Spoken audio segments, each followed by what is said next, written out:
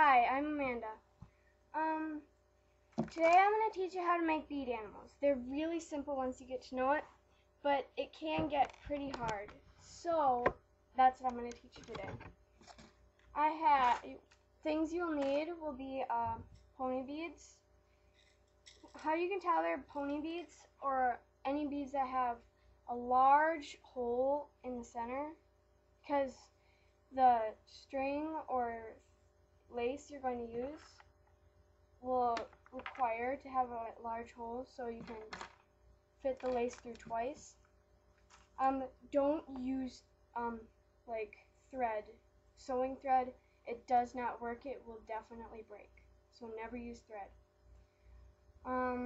Binder twine, if it will fit, I guess you could use it, but it has to be pretty, thin. But I use this lace. It's pretty flat. I don't know if you can see very well, but it's like a plasticky, and it's very, very good. And then you'll need a keychain ring or an O-ring or whatever you want to call it. That's optional. You don't really need to use it, but I don't use it much, but I'm gonna use it for this.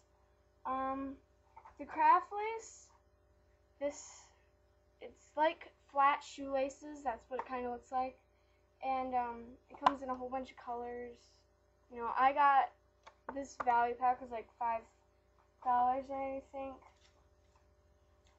And then I have letter beads. It would be a good idea if you're gonna make animals to have a separate bag of black beads, because it's just a good idea. And then if you want to, you can get clear beads.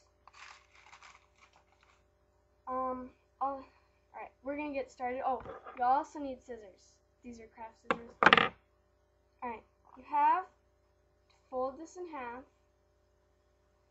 and at the end, put your thumb, and it should come up to your shoulder. This is just a practice one. It's not my real one, so it's not going to come up to my shoulder. But make sure it comes out up to your shoulder. Make sure your hand is like this and a straight arm. Because if you don't have a straight arm, you might get too much short lace, or it's better to have too much lace than too little, because when you have too little, it's not going to turn out right, even if you do fix it, which I'll show you at the end. It's not going to look as good as if you didn't have to use an extra.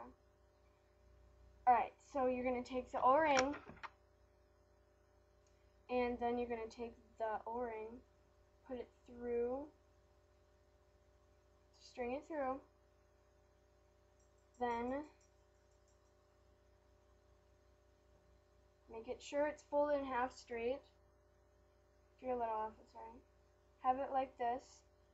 Pinch it at the very point you want. Keep it pinched there. And then you know how you just tie a normal knot? Take it like this. 3 fingers. Turn. A little more turning so you can see it. Take the O-ring. Pinch this. Let go so you have a circle. Then just thread the 2 strings through, and then do this, so it's always up there, and then it'll tighten to the O-ring. Make sure it's tight. This is just a practice one, that's why I'm not using it. And then make sure it's tight and as close to the O-ring as possible. See, like this one I did before the show, the knot is right there, and you probably want it that close because you're gonna need a good close ring. Now, it's a good idea if you're making like a lizard. What we're gonna do today is if you go from the bottom, from like the tail to the head. If you go to the head to the tail, it'll work, but I find it easier when you find the smallest point of your bead animal and go from there, because I've tried rows of 7 or 6. They start to get kind of waves in them, and then it doesn't look more compact. You like to have it straight, kind of like flat like paper, but more rows. So we're just gonna make, I'm gonna make a rainbow lizard because I just want to make this real quick. So you're gonna take 2 or 1 pony bead, preferably 2, string it through this. You have 2 of them, string it through, it's at the bottom. Then you take, this is kind of find it easy, I guess, from the top, and like go like this. So there's top, and then there's string it through. See, this is if you tip it upside down, these will fall down. You want to bring this string in where the point where they're going to fall down. So you want to take it in where they were threaded in. You pull it through, and then you pull both sides. And then when they have a diagonal, like,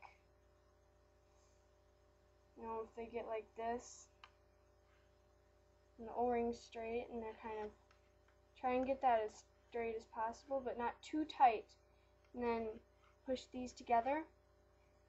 And it's okay if they come apart like this when you let go, because the next row you tighten, when you tighten the next row, they will tighten, and then use your finger to, you know, push them together, or, you know, like straighten them out, because it helps a lot. 2 more. Thread it through. See, thread it through, top.